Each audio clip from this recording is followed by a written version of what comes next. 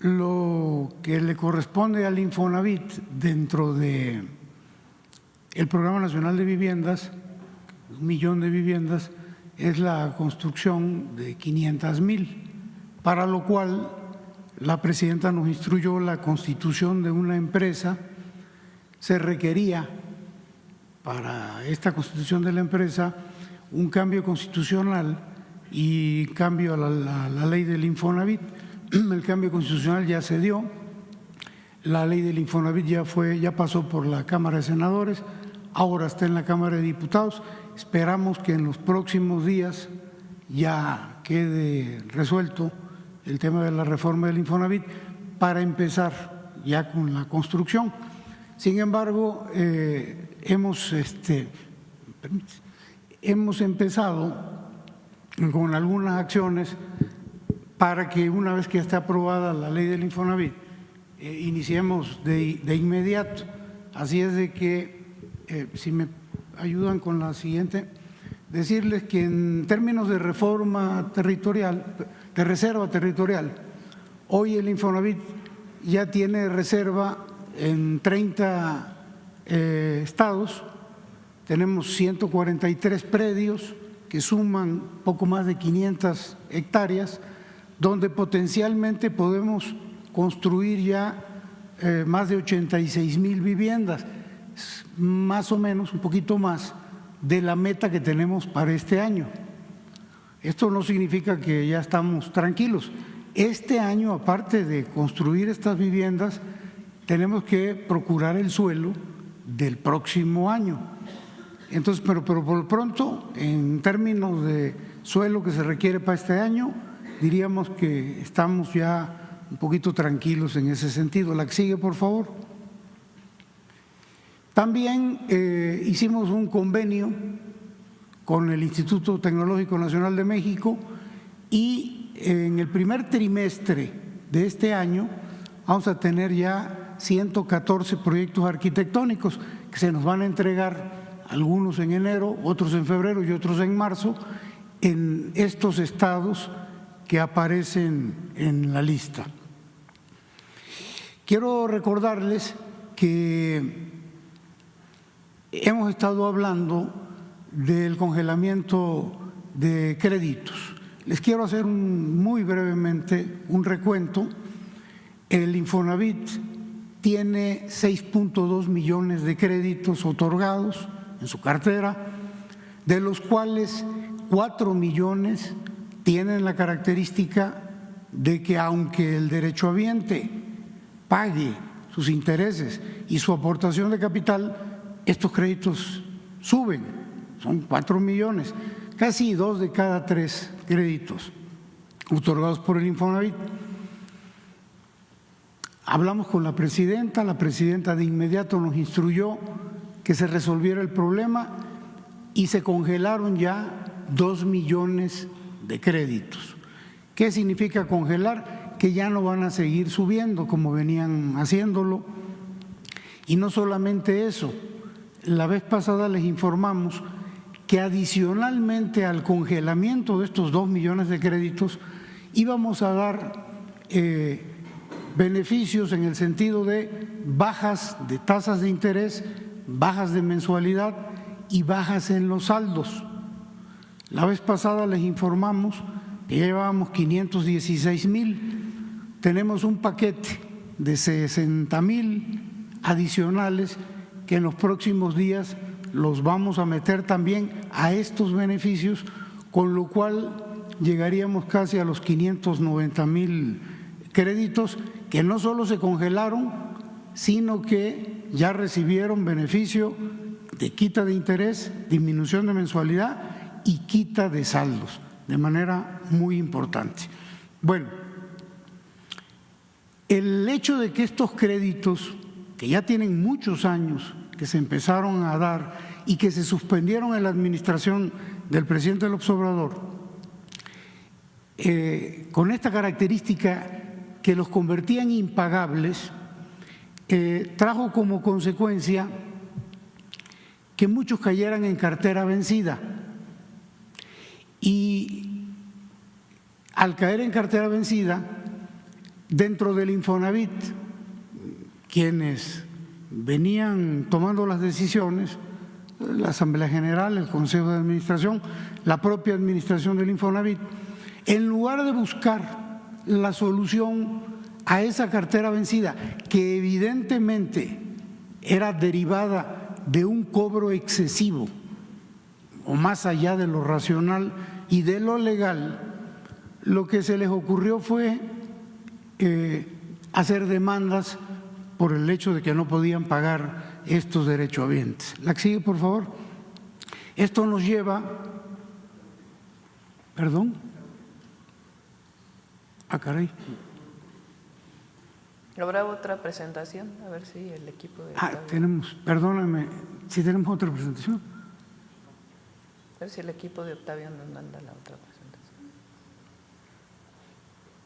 Una disculpa, pensé que estaban… Eso lleva a que en el Infonavit se tome una decisión de judicializar, de demandar a quienes no podían pagar por este cobro excesivo que convertía los créditos en impagables.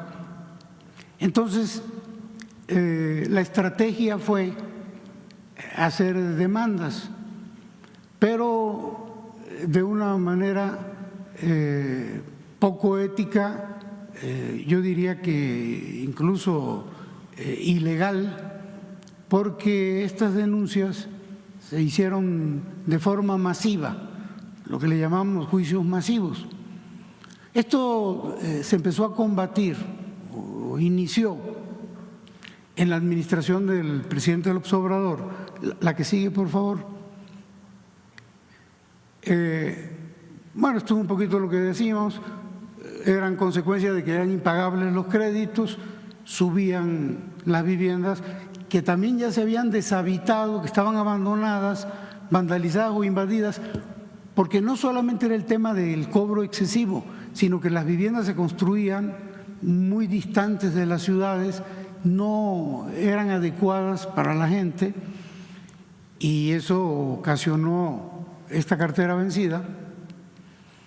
Y bueno, en 2012 se implementó una estrategia de juicios masivos, los que les decía yo, a través de despachos, los cuales cometieron irregularidades, porque no se notificaba a los acreditados. Se incluyeron acreditados que no tenían problemas de pago. Como se hizo masivo y casi fue discrecional lo que hicieron los despachos, pues incluyeron gente que no tenía problemas. Y por ejemplo, un derechohabiente que tenía una vivienda en el Estado de México, lo demandaban en Coahuila, vulnerando su derecho a defenderse, aunque nunca recibía la notificación. La que sigue, por favor.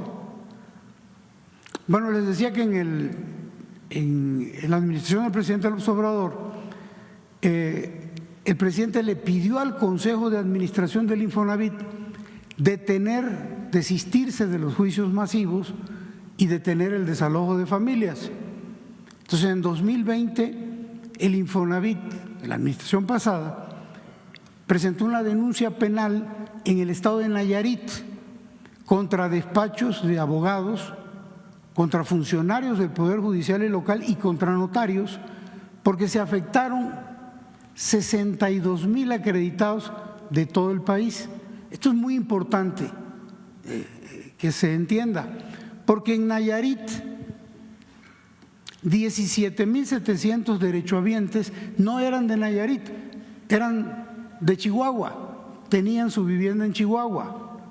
16,500 tenían su vivienda en Tamaulipas, 6,200 en Nuevo León, 20,000 en el resto del país y solo 737 eran de Nayarit.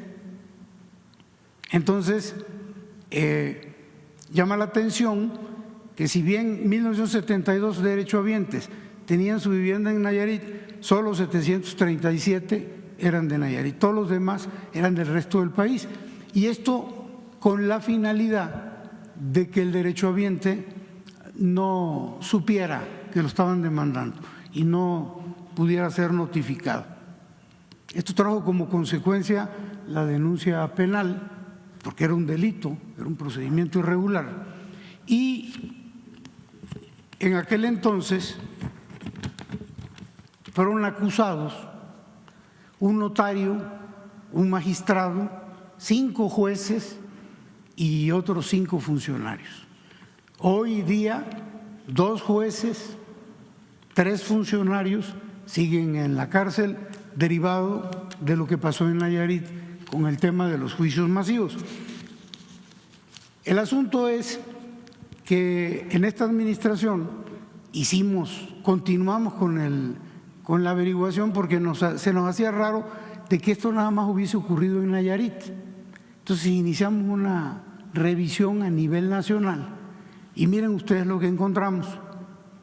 La que sigue, por favor. Aquí está todo el país, todos los estados del país. Voy a tratar de explicarme. Los que están con rojo son los más exagerados, fue donde se cometió de manera mayor los delitos. Pero miren, en el Estado de México, en total se llevaron a cabo 54.700 juicios. Del Estado de México solo eran 79, 54.700 eran de otros estados. Es exactamente lo que pasó en Nayarit. En Tamaulipas, de 42.000, solo 3.500 eran de Tamaulipas y 39.000 casi eran de otros estados. Chihuahua, de 31.000, 30.000 eran de otros estados. Nuevo León, de 26.000, 22.000. Aquí en el caso de Veracruz, que son los más exagerados, de 14.500, 14.200 eran de otros estados. En Yucatán, de 6.357, 6.265 eran de otros estados. Guerrero, de 4.690, 4.630 era de otro estado. Aguascalientes. Entonces, todo esto es una red de corrupción que tenía como objetivo que el derechohabiente no se enterara de que estaba siendo demandado. La que sigue, por favor. ¿Cuál fue la consecuencia? Bueno, este es un dato importante. En 6 estados se concentran el 86% de las demandas de todo el país, de otros estados. Si le sumamos a esto las demandas masivas de sus propios estados, en 6 estados está el 92% del total nacional de estos juicios masivos. Entonces, ¿cuáles son los estados? Coahuila, Jalisco, Nayarit, Baja California, la Ciudad de México y Morelos. Entonces, miren, en Coahuila, de 167.000 juicios, 157 son de otro estado. En Jalisco, de 76.000, 59 y así sucesivamente. Queda muy claro el procedimiento. La que sigue, por favor. Entonces, de 373.000 derechohabientes que fueron afectados en estos juicios masivos, el 80%, 302.000 de 373, fueron demandados en otros estados. Solo 71.000 fueron demandados en su propia entidad y en todos los casos las siguientes irregularidades. No fueron notificados personalmente en sus domicilios, como lo marca la ley. Se vulneró el debido proceso, ya que esta gente no tuvo conocimiento de que estaban siendo enjuiciados. Y al no tener conocimiento del juicio, pues el proceso se aceleró, pues no contestó el demandado. Hagan de cuenta que fue en rebeldía, el juicio se aceleró y rápido estos despachos ganaron el proceso, a partir de un procedimiento irregular y corrupto. La que sigue, por favor. Bueno, permítanme, si me regresan, porque esto es importante. Ni el Comité de Auditoría, ni la Comisión de Vigilancia del Infonavit, ni los consejeros del Infonavit realizaron ninguna acción. Esto ocurrió y como si no hubiese ocurrido. Ahí está el problema, pero ahora sí que, como dicen el dicho, no pasaba nada. La que sigue. Como resumen, de 373,000 derechohabientes afectados por estos juicios, 249,000 perdieron su propiedad, perdieron su vivienda, 207,000 que se supone que debieron haber pasado a manos del Infonavit, pues no se pueden escriturar porque estos juicios son ilegales, son irregulares. Entonces estos despachos ganaron, pero como es irregular el juicio, pues el Infonavit no puede escriturar. Y estas 207,000 viviendas son de nadie, ni son del derechohabiente original, ni el Infonavit las puede recuperar. Y 42,000 viviendas fueron vendidas por el Infonavit en subastas. Aquí hay un dato que es a resaltar, porque más de 22,000 acreditados que fueron afectados por estos juicios, curiosamente están al corriente de sus pagos. No hay ninguna razón para que los hubiesen metido en esto. La que sigue, por favor. ¿Cuánto se les pagó a estos despachos por lo que hicieron? Hicieron un trabajo mal hecho, corrupción, irregularidades, pero sin embargo se les pagó dentro del Infonavit a lo largo de los años, de 10 años, 8 años, el equivalente a pesos ya indexados al día de hoy de 29,000 millones de pesos. Y nada más para tener una idea de lo que significan 29,000 millones de pesos, pues la pensión para el bienestar para personas con discapacidad permanente, ese programa vale menos, 28,000 millones. El presupuesto de Tlaxcala son 28,000 millones, menos que lo que se le pagó a estos despachos corruptos. El presupuesto de Colima, 23,000. Beca Universidad de Educación para la Educación Básica Rita Cetina, 22,000 millones. El presupuesto del Infonavit en un año, 17,000 millones. Se le pagó a estos señores más de lo que el Infonavit eroga en un año. El programa de entrega de fertilizantes vale 17,500 millones. Pensión para mujeres del bienestar, 14,700. Esto es para comparar, para dimensionar más que para comparar el monto de dinero que se llevaron estos despachos de delincuentes. La que sigue, por favor. Estas son las empresas, estos son los despachos. Esta es la que más dinero recibió, este despacho. Y esta de aquí, que recibió una cantidad muy importante y la tenemos marcada con rojo por lo siguiente. Bueno, pero permítanme decirles algo también. Estas cantidades son la cantidad que se les pagó. A más de 2,000 millones, más de 1,900, 786. Pero al día de hoy, la mayor parte de estos despachos siguen teniendo contratos vigentes. Bueno, ya los vamos a recortar, pero tenían contratos vigentes. La que sigue, por favor. Les hablaba de ese despacho que se llamaba Axer, que estaba con una flechita. Bueno, hubo gestiones del dirigente sindical del Infonavit, esta persona, para que se le pagaran 103 millones de pesos a este grupo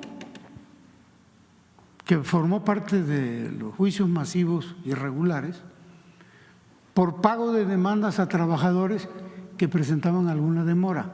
Es decir, un dirigente de trabajadores, un dirigente sindical, haciendo gestión para que le pagaran a un despacho que desalojaba de manera corrupta, irregular, a trabajadores. Aquí tenemos algunos correos que los hemos testado porque por razones que tienen que ver con una posible demanda. Pero bueno, aquí está el nombre de la persona, dirigido a un funcionario del Infonavit y con copia para el hijo de ese funcionario, que no sabemos si forma parte del despacho de abogados, pero por alguna razón le marcó copia. Y bueno, ¿tendrás alguna información sobre el pago a este despacho? Grupo Axer, cobranza especial, o sea, insistiendo.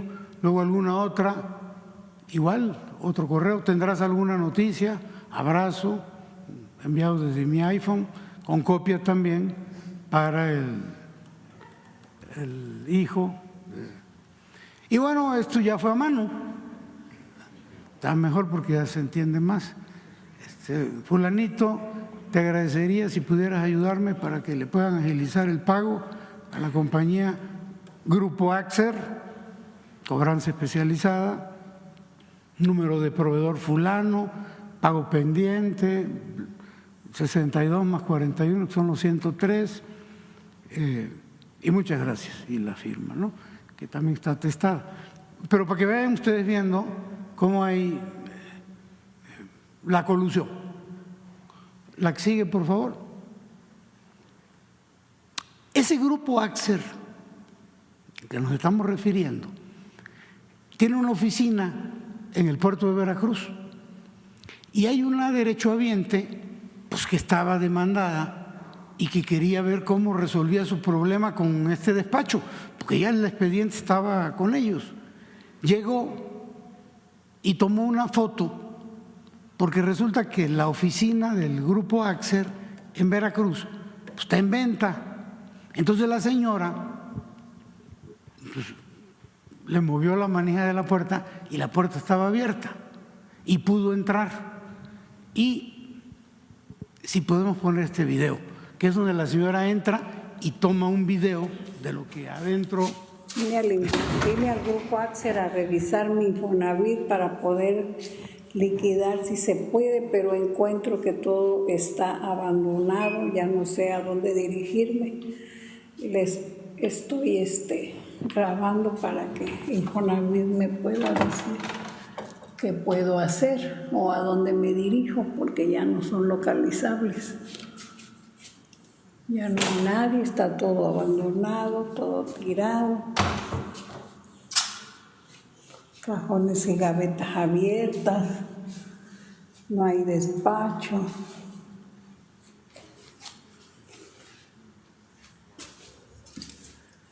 Todos expedientes.